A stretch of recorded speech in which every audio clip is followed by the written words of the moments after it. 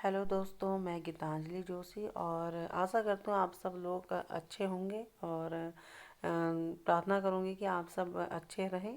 और आज का जो मेरा व्लॉग है वो बहुत महत्वपूर्ण बात के ऊपर है और बहुत टाइम से मैं सोच रही थी कि मैं इस व्लॉग को बनाऊं या ना बनाऊं, बट आज मैंने डिसीज़न लिया है कि मैं इस पर व्लॉग ज़रूर बनाऊं और आप तक ये बात ज़रूर पहुंचाऊं कि मतलब जो बात मैं बोलने वाली हूँ वो कितनी अहम है और कितनी महत्वपूर्ण है।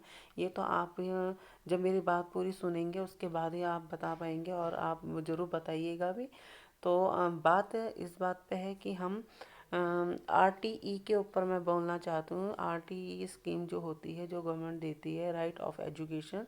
तो हम इस स्कीम का अगर हम फ़ायदा उठा रहे हैं तो हमें उसका उसके महत्व का भी पूरा ध्यान देना चाहिए कि अगर हमें वो स्कीम मिल रही है तो हमें ये नहीं सोचना चाहिए कि हाँ हमारे बच्चे की फ्री एजुकेशन है तो मतलब आपके ऊपर कोई लोड नहीं है, कुछ नहीं है। लोड होता है वो टीचर के ऊपर होता है, पेरेंट्स तो ध्यान देते नहीं है।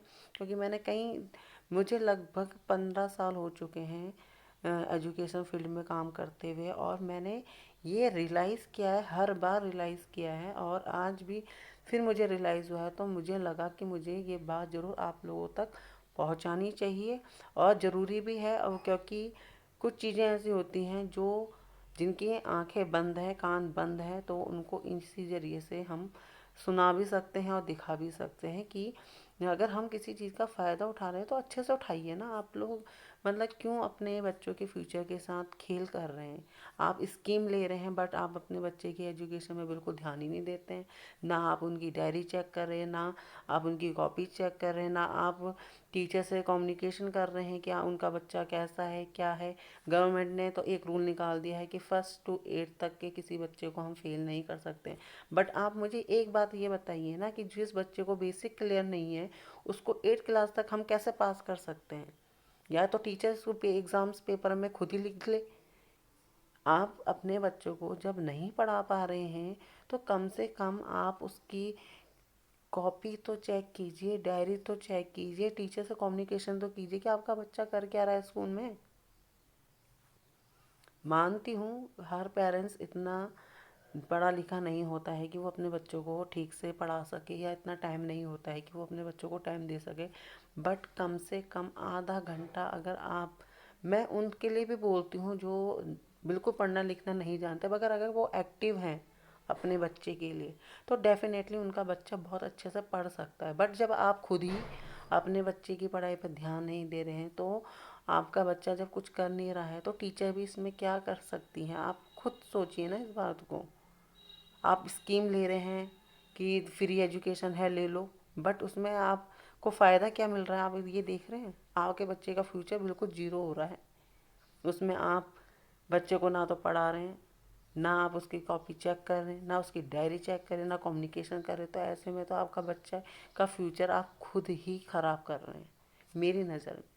अगर मुझे ये स्कीम मिली होती या अगर हम इस स्कीम के अंदर आने वाले होते तो मैं अपने बच्चों को फ्री एजुकेशन के साथ साथ मैं एक्स्ट्रा एजुकेशन भी करवाती हूँ, बच्चों पे ध्यान देती, अच्छे से उनको पढ़ाती। बट आप लोग, मुझे समझ में नहीं आता कि वो पेरेंट्स कैसे पेरेंट्स हैं जो स्कीम तो ले रहे हैं बट उसका फ़ायदा ढंग से उठा ही नहीं रहे हैं। मुझे इस बात पे बहुत ही ज़्यादा गुस्सा आ रहा है। लग भी रहा होगा आपको मेरी बातों से कि मैं गुस्से में बोल रही हूँ, बट ये फैक्ट है। मैं फील करती हूँ वो चीज़ जो एक हम बच्चे का फ्यूचर बनाने के लिए हैं। बच्चे को एजुकेशन दे रहे हैं, स्कूल में पढ़ा रहे हैं, मेहनत कर रहे हैं, बट पेरेंट्स क्या कर रहे हैं? कुछ भी नहीं।